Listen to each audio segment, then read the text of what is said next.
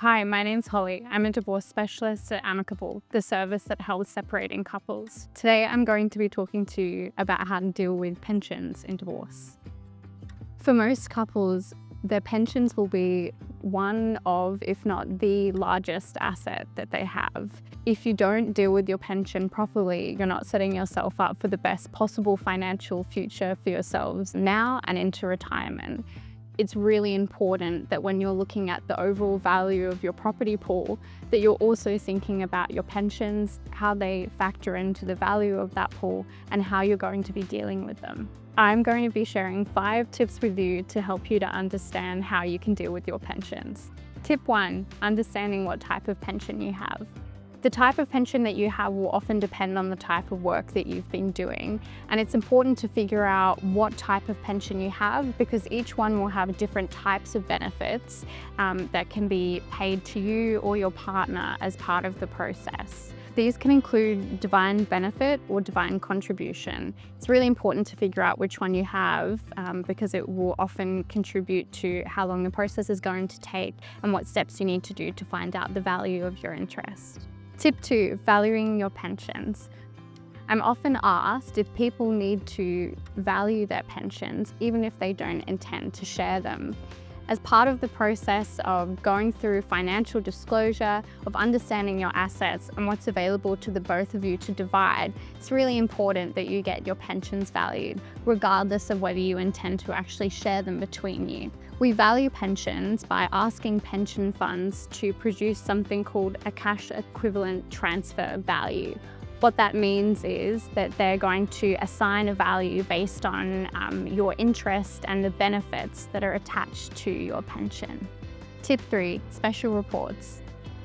Given that pensions can sometimes be complex, especially if you're later in your life or they're being paid to you currently, it can be really useful for you and your ex-partner to get a professional report about the nature of your pension interests and how they're likely to develop over time.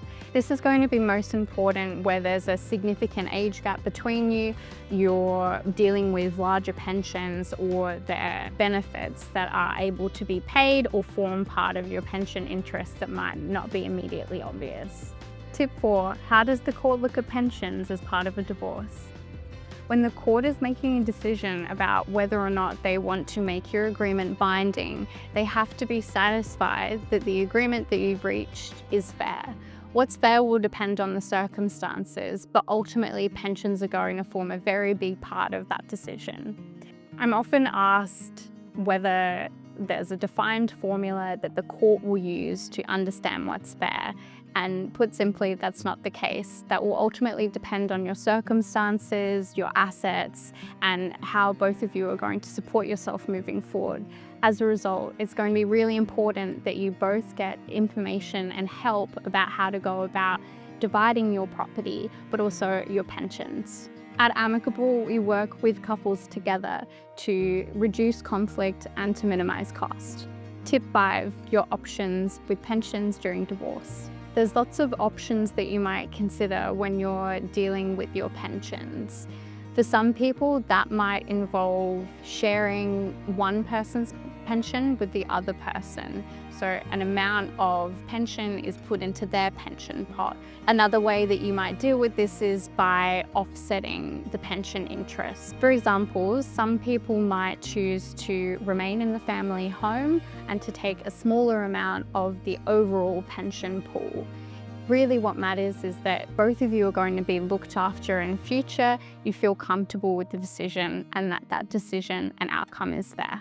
It's really important to remember that pensions are not dealt with in the same way as other assets. So it is going to be really key to reaching agreement.